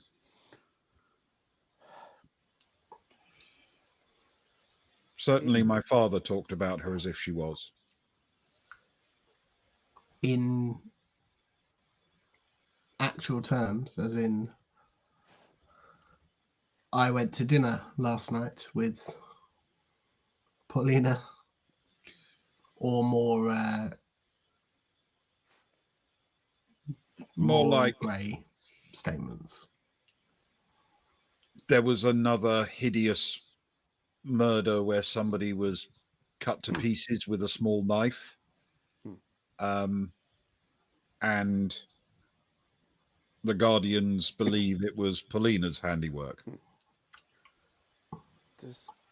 Does she, from your knowledge, does she answer to whoever's in charge, or is she very much her own leader, I guess? I don't know. As far as I know, she is associated with the Wanderers, but I don't think I've ever met one. So we've got 3 factions that, have you got those birthday cards ready, Agnar?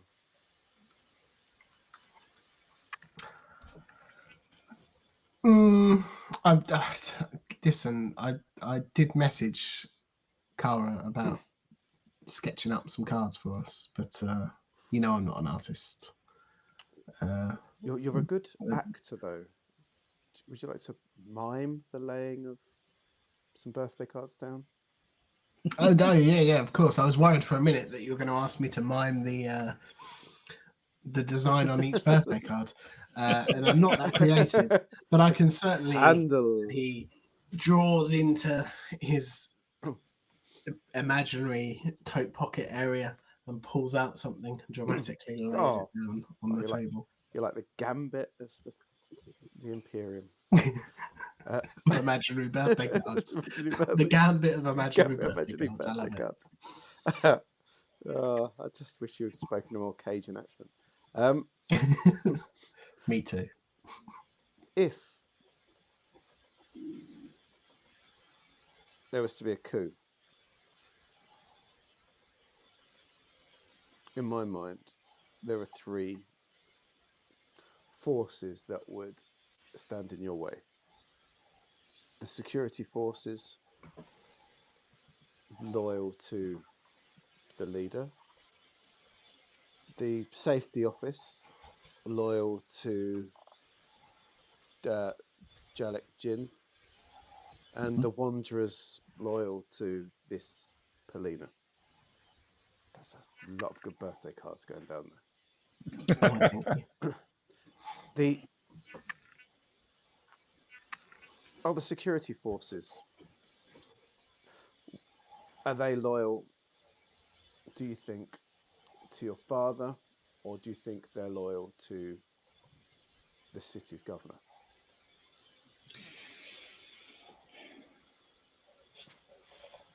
I don't know how I could identify the difference.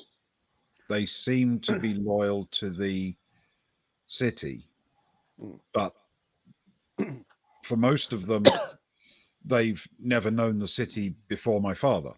Yeah. So it's an uncertainty. That's a wild card in that regard. Agnar's positioned himself around so that he can lay cards on the opposite side of the table to the imaginary cards, which he has already laid. So many cards. Brack must know many people on the lower levels from his transporting the classes that he moved around, correct? Yes. You have a surname that is powerful in that city. That's a beautiful laying, Agnar. Now he's kind of in the middle doing a little bit of both. like tennis, like card tennis. I'm with you so far.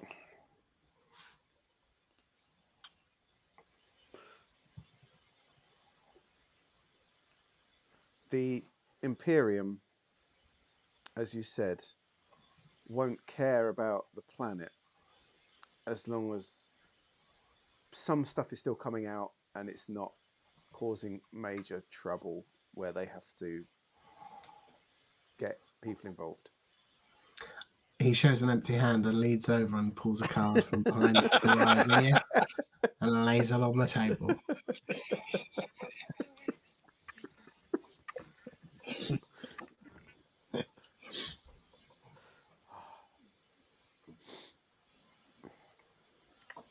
And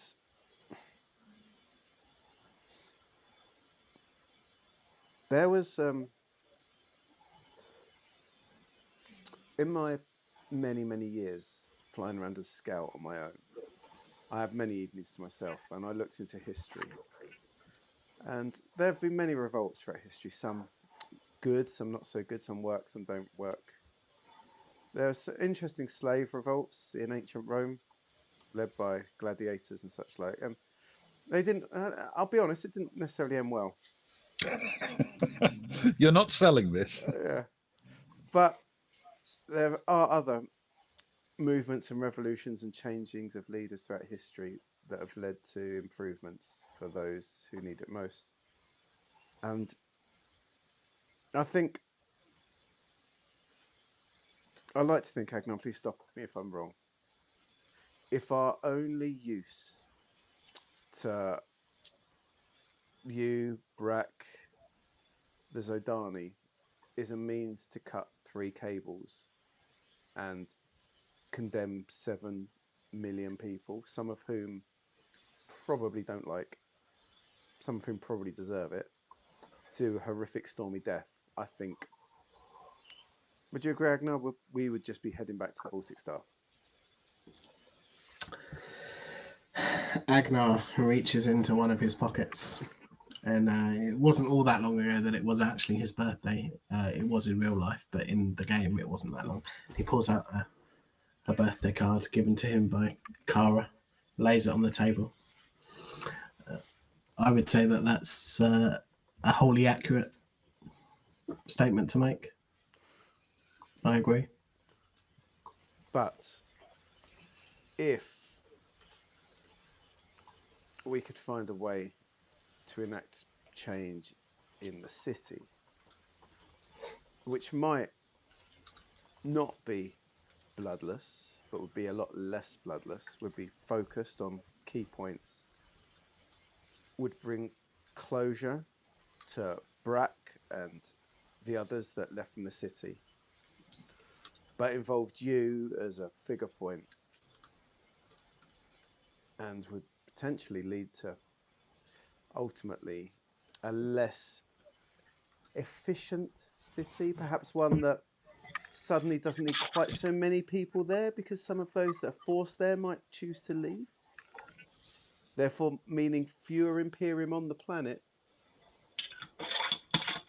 then that's something I think we'd be willing to stay around and look into more and put our time, investment, equipment and expertise into. Damn it! I thought the other one was going to be the last one. That's why I saved the birthday card. I went too early. Open it up. No, it's too late now. She nods and says,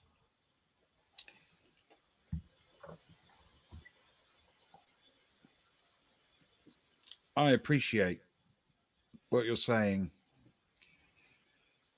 but I only have what authority here Brack gives me.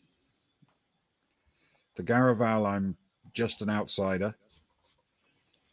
And to Brack, I'm only useful when I'm useful. If you have a plan, I'll listen, but I don't know what I can do to help. And at that moment, Agnar and Soraya, you get a communicator message. Mm-hmm.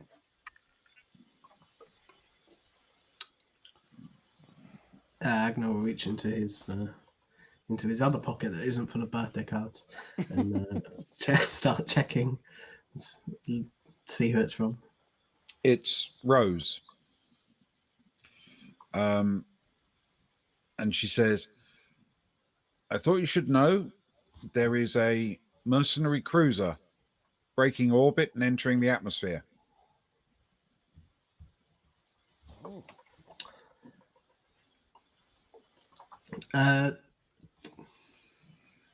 Sorry, give me 1 minute, and he'll start a call to Rose, and he'll make his way out of the nook stroke alcove.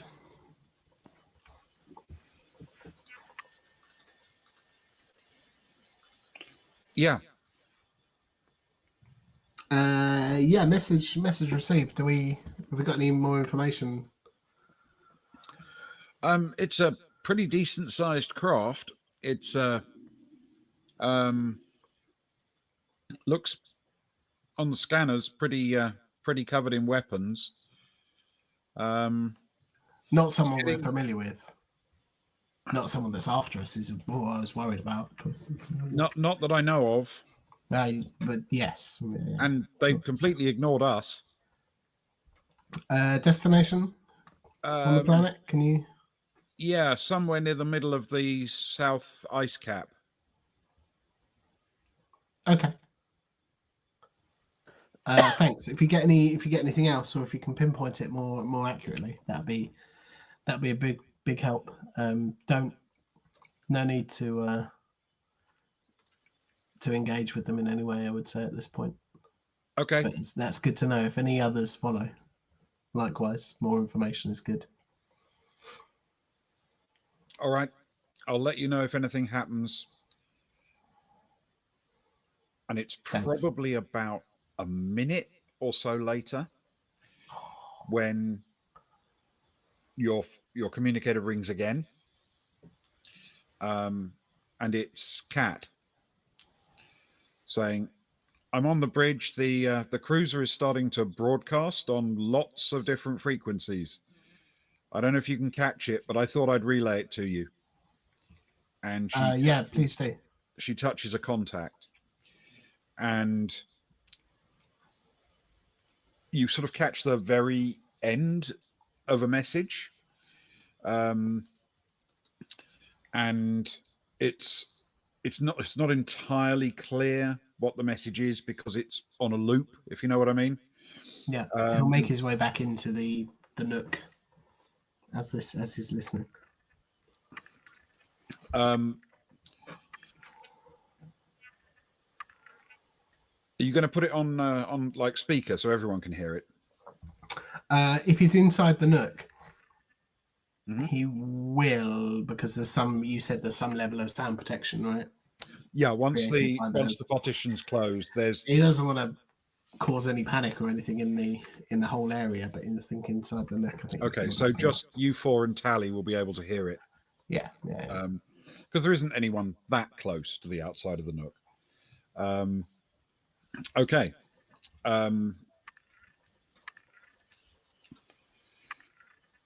The message says, "This is Arlen Locke. Hand over Tally Helinski." And then repeats. There are a few other bits in there, like numbers and coordinates and things like that. But the central part of the message is, "This is Arlen Locke. Hand over Tally Helinski." Wait, Locke?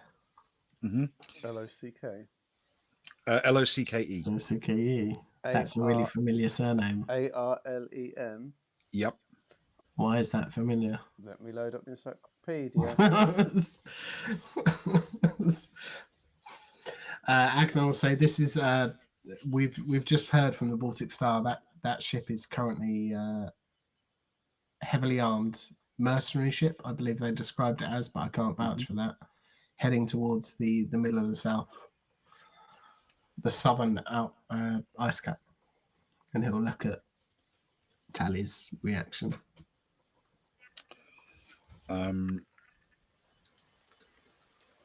She seems quite stunned at the message for a few moments. And then she says, "Oh, my fiance is here." And that's where we'll call it for tonight. Oh, that's the name. Is that the name? Maybe not. I'll unlock. You don't have to. You don't have to tell us, Ben. That would be a spoiler. Oh, I love it. Fiance. Very good. Oh, just to complicate things. Depends if he's a loving fiance or a. It depends how efficient of a fiance he is. Does he care about being efficient? That's the question. Those are the important questions, for sure. He's got a big ship. That'd be helpful. Lots of weapons. It's a reasonable sized ship, I think, but not necessarily 7 million people off a planet big. I am behind this encyclopedia. I don't have an Island Lock. I do have a Benny Ironseed. It might have been me just making an association, which was nothing to do with Traveller, to be fair. So I wouldn't worry too much. Mm-hmm. Let's be honest. It's not in my notes, which are extensive, but they only go back as far as the beginning of this season. Because this is the season of notes. So the season of notes. I could tell you about Benny Ironseed now that I'm there. It is the dawning of the season of notes. The season. Oh, that's good. Oh. Thank you both very much. Lots of fun. Thank you. We do have an Adventures of Rose's Cat. We do have a Rose's Cat. Okay. We will do that quickly before we wrap up. Bring on the cat. Freya Kranev was a studious person. It had informed her inquisitive personality into a successful career as an archaeologist, and encouraged her to pursue this career without resorting to owning a brown hat and a bullwhip. Instead, she found her excitement in ancient writings and artifacts. Her process was simple. She surrounded herself with every piece of information, read it and reread it, let it fill her mind with its every detail. She then sat quietly and let her formidable brain find the connections, the possibilities. Kara might have suggested she was actually embodying a travelling salesman algorithm. Rose might have described it as meditating. However you thought about it, it required the sort of concentration and calm reflection that could easily be interrupted and disturbed. It was an approach to problem solving that was not assisted by a kitten demanding attention. Rose's cat, Caboodle, liked people. She liked people who were feeding her, people who were playing with her, and for reasons that probably make sense to a cat, especially people who were ignoring her. Kranev was working at her desk when the small animal leapt up onto the desk. The desk was filled with images and notes, which could be virtually dragged around the surface, and she had dozens of individual documents spread out for her review. At first, Caboodle was content to sit on whichever part of the desk Kranev was reading, making the woman gently shift the cat to the side. At a certain point, Caboodle discovered that the electronic documents were, in fact, cat-compatible, and the swipe of a paw could send one of them flying across the desktop. Freya's attempts to put the cat on the floor just led to the little terror jumping back up again, and the next time the cat made it to the desktop, she discovered that if a document was moved far enough to drop off the desktop, then it disappeared into the electronic void. Perhaps she wasn't the first cat to enjoy pushing things off flat surfaces, but she was in her element on such an amazing digital cat game. Kranev suffered the depredations of the cat for as long as she could bear before, eventually, picking the purring kitten up and walking to the bar. On arriving in the space, she quickly picked Dural Cags as her saviour and dropped the kitten on the bar next to him. He instinctively reached out and began stroking the cat, since he could easily drink his drinks without needing perfect concentration. In fact, he was effortlessly skilled at this particular task. As he idly scratched behind Caboodle's ear, he paid only passing attention to the animal, so failed to notice the way she had fixed her gaze firmly on an empty glass near the edge of the bar, her tail twitching in excitement. Oh, I love it, Ben. Can you imagine how much chaos we would all be in if our cats knew that they could flick the apps off of our phone to the top of the screen and delete them permanently? So, thank you, Sparrow. I hope that was fun for you. Thank you very much. Exactly. And that's not the last we're going to talk about Sparrow this evening. Well, and speaking of fun, Exactly. We're going to combine Sparrow and fun in a glorious a mishmash, a fellowship, as it were. The fellowship of the fun. For I like it. tomorrow, 3 becomes 4 as Sparrow joins us. And we return. We leave space. We leave a dystopian hellhole, and instead we return to a Phew. beautiful English countryside, a beer festival, and the thing that makes it most beautiful of all for Ben, a murdered Morris dancer. For it is a return to the villages, our self-created game, which we are running through an adventure of. It's based very much on influences such as Midsummer Murders, Miss Marple, Poirot, such things, set in Middle England. It's quaint, it's quirky, and there's murder afoot. And our 3 investigators are hopefully going to start to hunt down who done it, who was the vicious murderer, so that Ben can shake their hand. Yes, because that they've been doing pest control. Oh, very Wow. what about bell sellers? They've lost a customer. But so from 11ish tomorrow evening GMT. It depends a bit on me on a Saturday and my eldest what time we finally get it down. But from 11ish GMT, we'll run a couple of hours of quaint Middle England murder mystery.